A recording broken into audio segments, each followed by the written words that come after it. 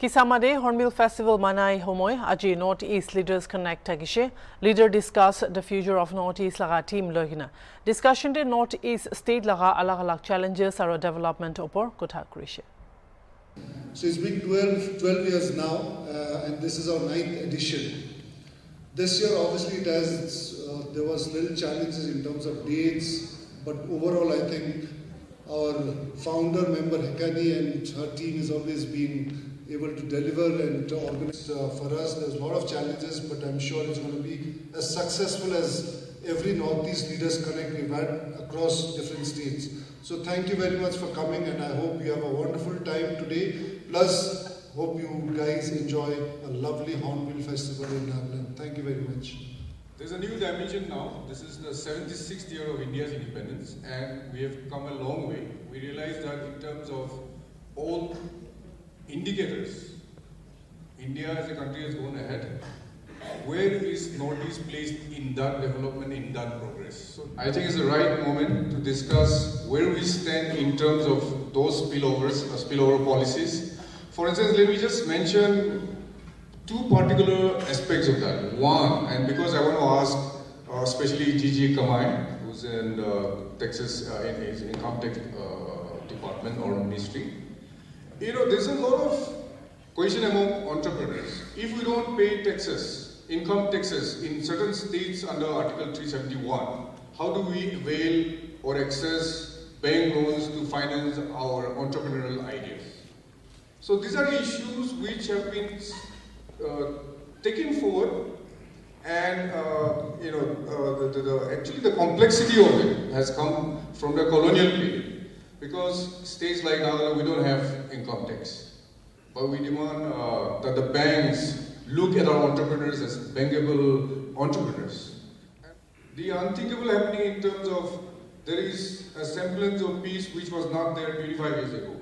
And there is still spillovers of that which affects the geopolitical context of where Northeast is. So for that, I want our experts like Karma Paljo, who has traveled the land and breadth of Northeast. In fact, he has every village, story of every village in Northeast under his fingertips. Of course, I'm exaggerating a little bit, he being my friend, but I feel that Sushmita and the place where she comes from, Silchar, will also be better able to tell us what's been the impact of partition. What's been the impact of 1971 war and the creation of Bangladesh? What's been the assertion of all the communities in the region? Because it's important that we address this conflict of interest that exists, and this conflict of interest which has actually propelled us to look at issues from different perspectives in terms of whether it's political, conflict, social, and also the number one agenda of the Northeast, development of this region. So I'll open the floor, and I'll start with Gaina, because I think that that's very important. Texas. There are areas in the Northeast where people who don't officially pay income tax pay a lot of tax to a lot of authorities. And this is impacting the growth of our youth. So I want you to factor in that aspect as well, because it's going to spill over to the next question of the political issue. Yeah, so that was an important addition to the question that Mon has made. But let me go back to the original question also, the basics, because I think for most of the audience members here, certain basics need to be explained. So the income tax provision gives an exemption from paying income tax for tribals, for tribals who belong to the scheduled areas, if the source of that income is from the scheduled area, and if the person himself or herself is living in a scheduled area, then all sources of income are exempt. I think the essence of the framers of the Constitution putting in this provision was to encourage enterprise and the sense of business and enterprise, so that they can also earn, because the tribal sections of the country have been ignored and kind of been in the background. So it was an encouragement. Time has come where that situation at that point of time changed a little bit. So that basic provision provides exemption for taxes. Now coming to your second part, as to why tribals should pay income tax, because they are already paying very different kinds of taxes. That is true. We have the sales tax, the GST, and for the common person from non-taxable areas, many people do not understand the difference between a direct tax and an indirect tax. A direct tax is the tax that you pay on the income that you receive and on the profit that you make. Whereas the indirect taxes, we are paying indirect taxes for every cup of coffee that we have, for the clothes that we wear. We are already paying taxes. People who do business have to file their quarterly returns of GST and so on. So whether we like it or not, I think taxes are here to stay. And for the moment, people from the Northeast and the tribal areas are still exempt from tax, but there may be a time in the future when, along with the exempt section of the people of the country like tribals, maybe even agricultural tax may come at a point of time in the future when the political decision will be made to tax the very rich, super rich agriculturists or the super rich tribals, so to say, that there may be a slap that will. So I think tax is an eventuality that we will have to be prepared for. Kind of you have to answer the question whether it's actually hampering, not paying taxes, actually hampering the entrepreneurial ecosystem. Okay. What a growth of it. Yeah, so on that, thank you for reminding me again, because there is a very important response to that answer again. See, when you are availing of exemption from taxation as a tribal individual, you are kind of cutting your own wings, because you want to be within that exemption limit, and you're not allowing yourself to grow into big corporates or limited liability partnerships. So I think we should now be thinking big, that I want to be contributing to tax because I want my business to be big, I want my business to grow now into a limited liability partnership or at a corporate level. So this is the level that we need to be aspiring for. So my journey has been very inward, you know. So when I was at CNBC, I was traveling all around the world. Every month I was either in the US, Europe, somewhere, because I used to report on aircraft, when aircraft was bought and sold. And then I shifted to CNN, IBN, and I started traveling the villages of India, because that was my expertise, and to disaster zones. And now I'm so fortunate to come back to the Northeast. And when I am back in the Northeast, I am reporting and going and seeing people in villages which have nothing. I will just tell you, I think last year, our Honorable CM of Arunachal invited me, said, there's a once in a lifetime opportunity, you come with me. There's a constituency which has had no road connectivity. From independence, they started building the road and the road was not complete. The bridge they were trying to build was already broken, I think, twice because of a natural calamity and certain reasons. So when we reached that village, and he had promised that he will build that road, and he kept his promise, and he went to that. When we went to that village, people saw cars for the first time. There were some people who actually wept seeing the cars in their village, and that village is called Tali. So while we talk about development, while we talk about entrepreneurs, while Ma'am Gaina wants to tax our farmers, it's all good. But remember, there are no rich farmers. In the entire country, even in the world, there are no rich farmers. There are only struggling farmers. And we need to take care of the farmers. How do we do it? When I go to show my face or be a part of the Northeast and go to attend conferences across India, people are already asking questions. Karma, why should the Northeast not be treated at par with the rest of India? Why should you still have the old laws which are protecting? Now this is a very dangerous trend, because people have started now looking at Northeast and saying, okay, Northeast is having fun at our expense. We need to tell our stories to the rest of India and the rest of the world and say, no, we are not enjoying at your expense. I went to do a documentary for NNPC, I went to Pankti, I went to old Ari villages and all. The roads there are wonderful. I told our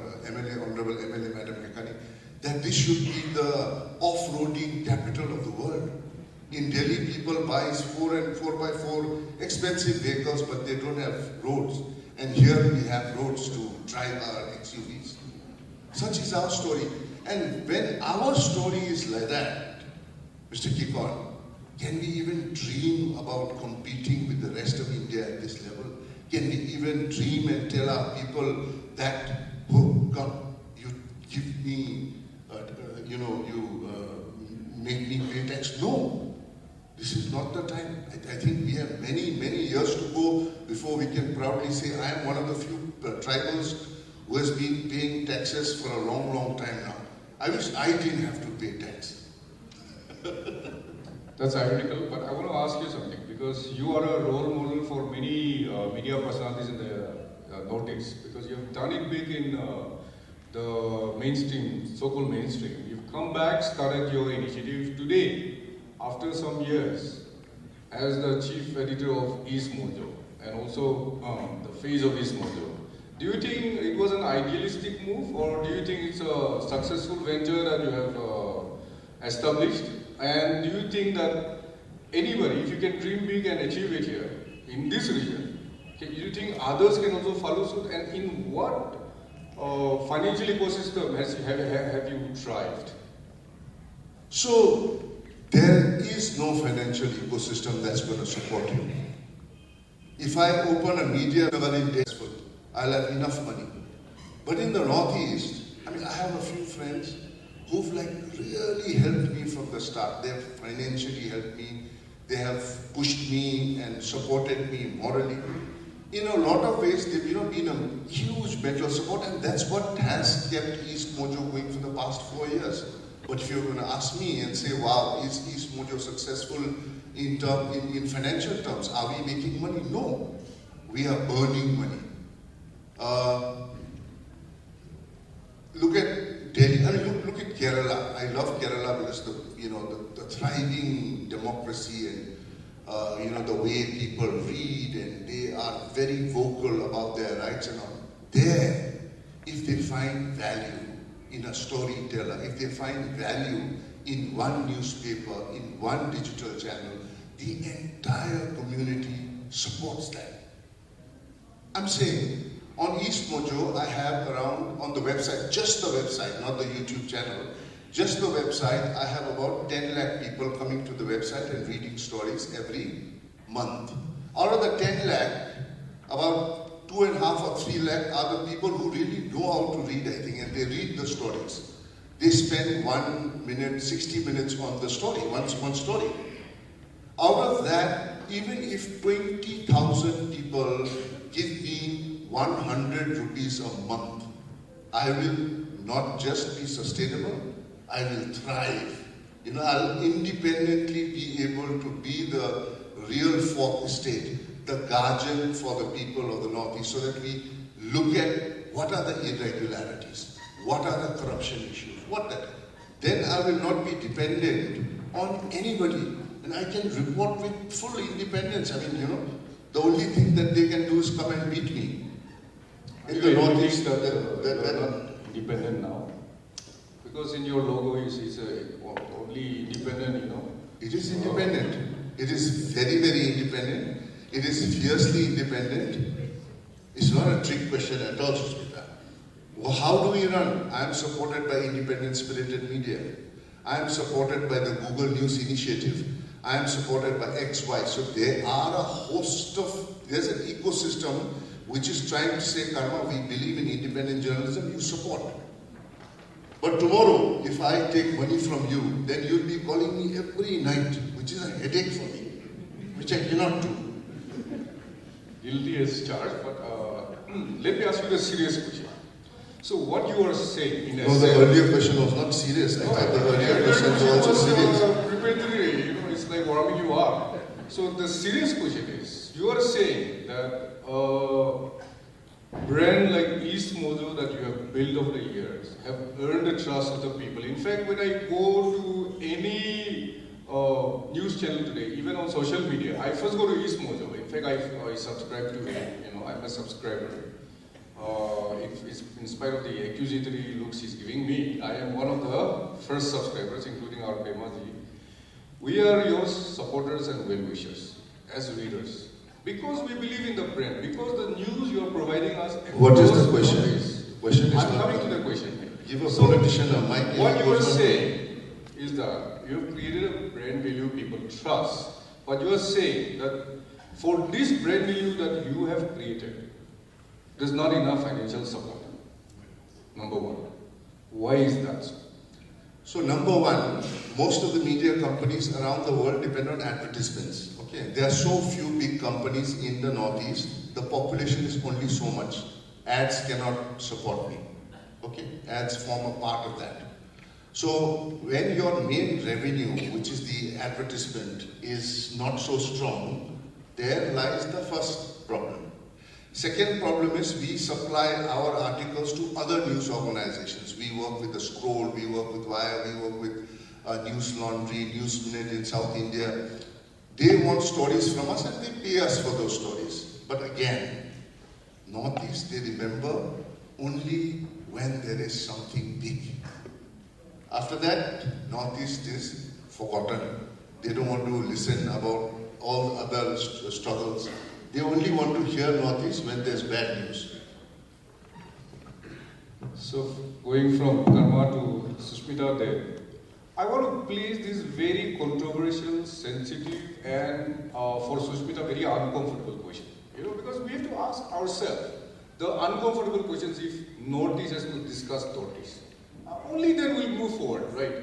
In the entire population demographics of Northeast, Bengalis are a major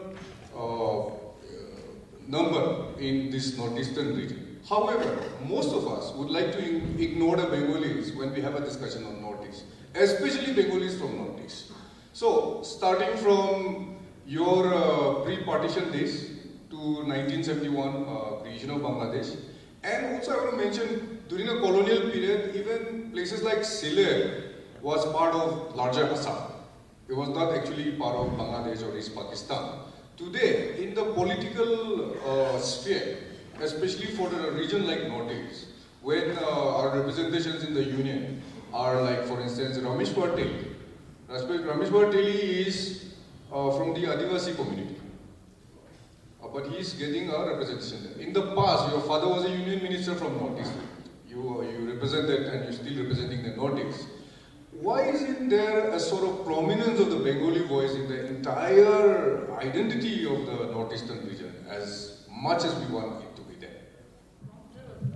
I'm not at all uncomfortable with this question because I've answered it so many times. But I will tell you something. If you look at the history of Northeast, ethnicity has been at the center of the politics and society and discussion and narrative of Northeast.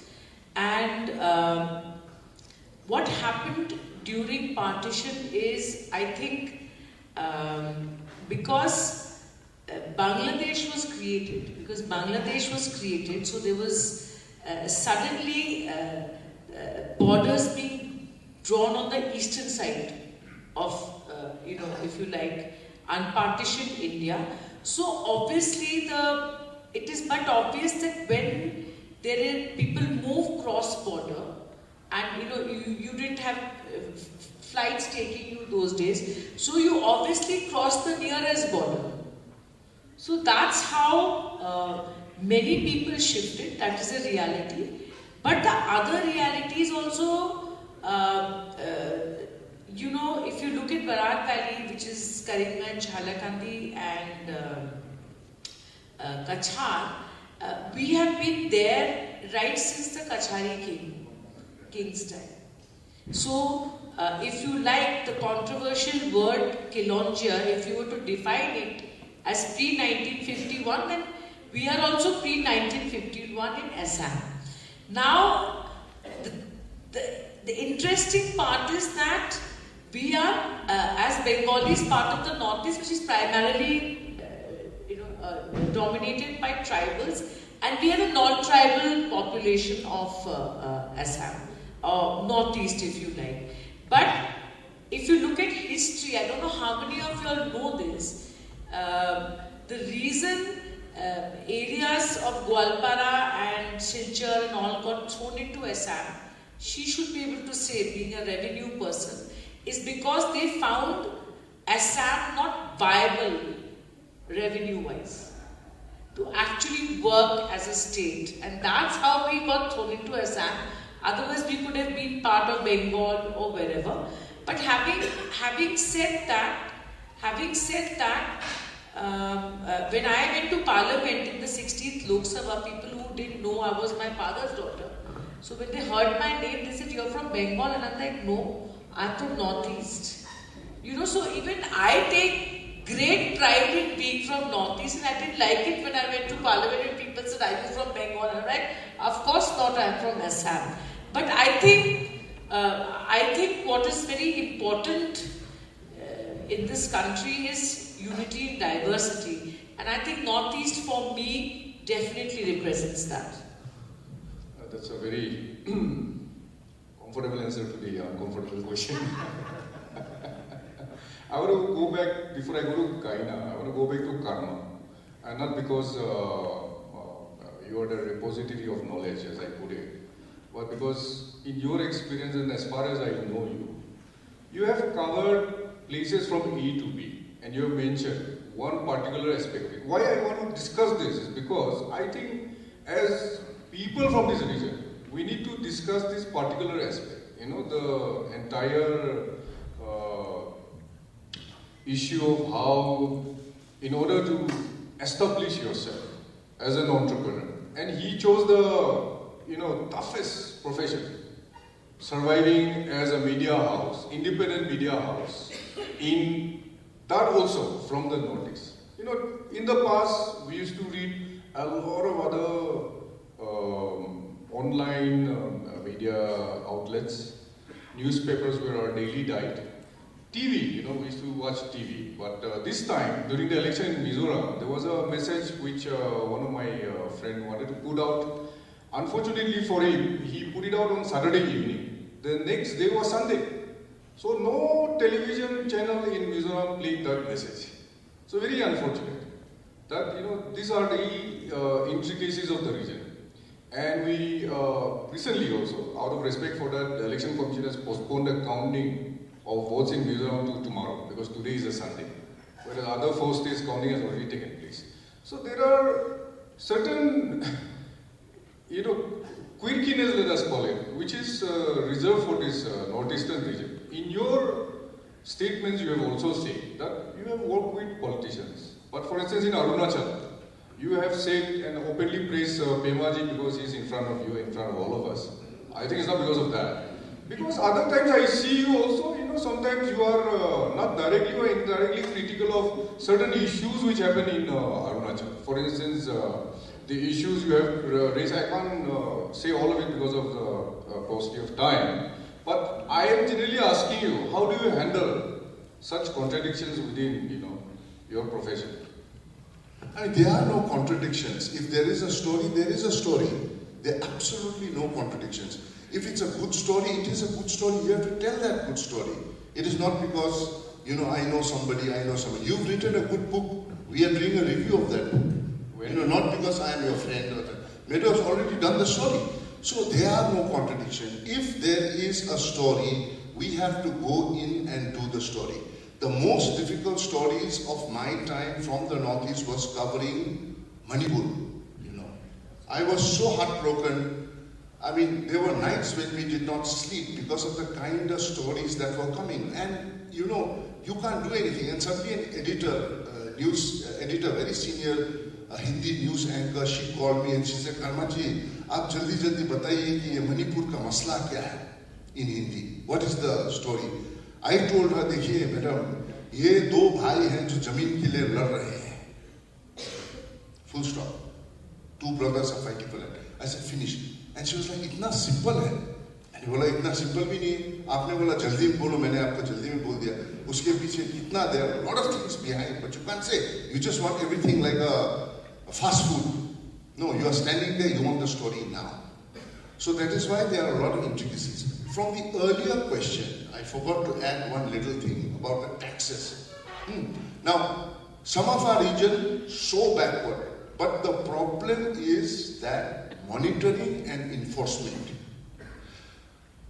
The center year after year is giving us a toll, like, they're saying, oh, this much allocation for Northeast, that much allocation for this allocation is happening, building roads and all. Only a select few are getting that pie. The rest of that money is not being circulated properly. Can we pay taxes? We can't pay taxes. Can we do without all these, great schemes that the center has for us? We cannot do. But then all that the center needs to do now is monitor.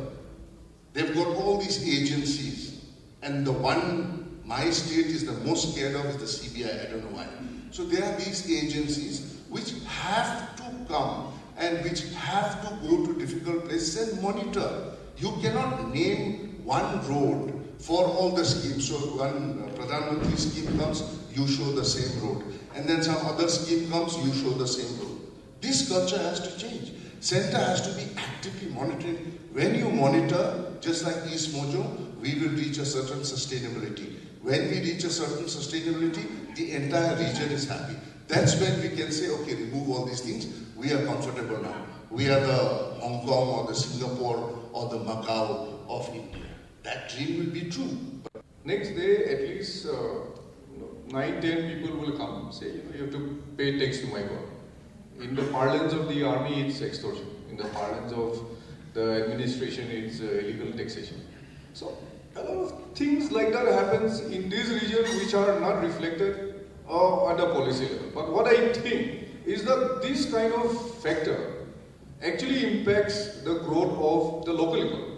And you would know from, for instance, even in Arunachal, a lot of issues regarding this happens in districts like Tirupchakra. So how do we, when we are already paying tax of that level, how do we respond to the point that Karma has made, that we don't want to pay tax? I think basically we're all on the same page. If you recollect, I did mention the framers of the Indian Constitution provided the exemption clause for a particular reason, because they recognized the fact that the tribal people needed some encouragement and uplifting, which is basically what you also said, right? So that still stands. When I mentioned that in the future there may be a time when we have to pay taxes, that's in the future. At the present, we are still availing of the exemption. The exemption clauses are still there. And in fact, now I'll use this opportunity to make an announcement here also for everyone. Right behind this wall is the Taxpayers Lounge that my department has organized for the very first time in Nagaland, in the capital of Nagaland in Kohima. The Taxpayers Lounge is manned by people to give out information about how these exemption provisions can be availed of and enjoyed. Sushmita ji just asked me when we were walking in and we were discussing about the panel topic, and I mentioned that the lounge was open. She said, "Baap re, aap log yahan bhi aa gaya." So here I am not to collect taxes. Here I am not to collect taxes. Here we have come here to provide information and tell people that these provisions are there. Please learn it and know it and avail of it and make use of it and avail of the tax exemption. So that is what I wanted to clarify. We're all on the same page. Especially me, being a tribal. I have been paying taxes all along because I'm not exempt from tax because I've always worked in a non-scheduled area. So remember I said earlier that I have to be living in a scheduled area to be exempt. But I've always been in Delhi and now in Guwahati. These two places are not scheduled areas, so I pay taxes from taxpayer like Karma. Now to come back to your question, with the kind of extortion that is going on, it'll be like a double jeopardy basically, what you're trying to say, right? When people of this region are already paying 9-10 different factions of different kinds of taxes, and on top of that, the 30% of, around 30% rate of income tax is just going to kill people.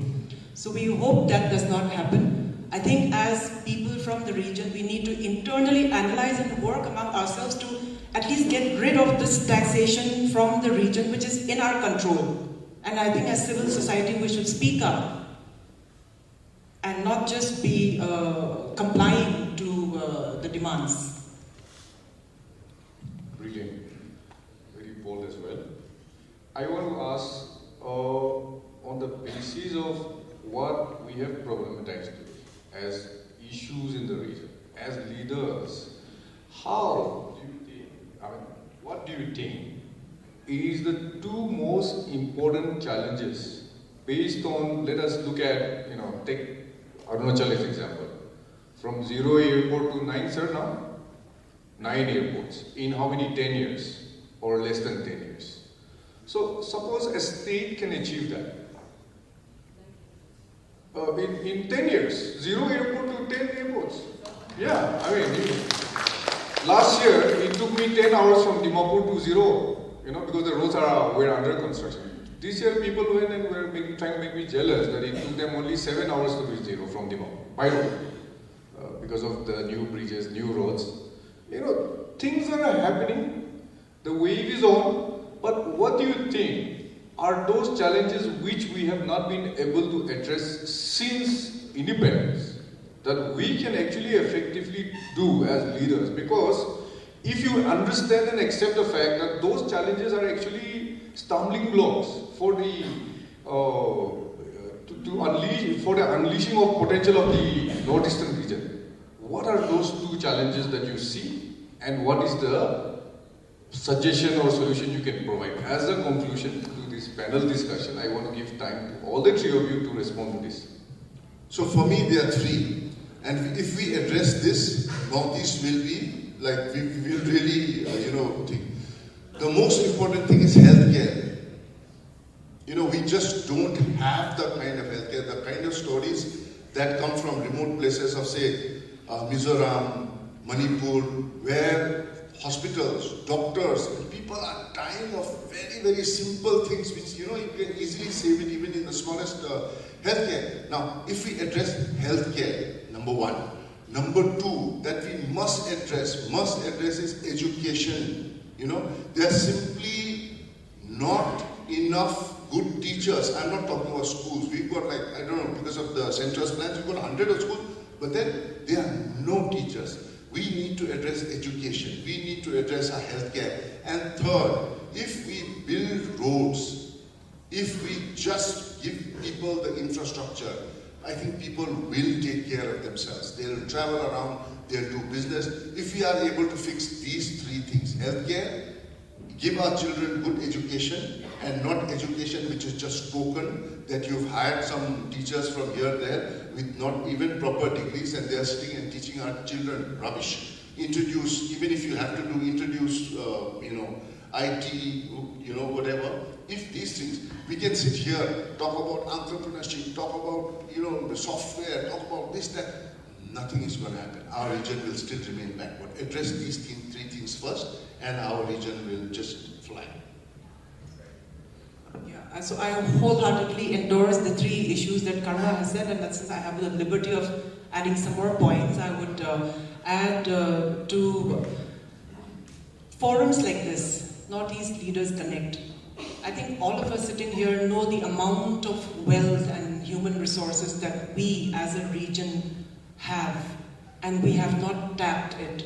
And that is what I think NELC has been trying to do over the last decade. Tap the resources of the people of the region. So we need to really come together, not only leaders coming and discussing, I think it should be the public, the civil society, really asking themselves this question: how can I connect? How can I move out from my pond in the well mentality? How can I, frog in the well mentality, how can I connect with at least the people of the region, if not the rest of the country, and if not the rest of the world?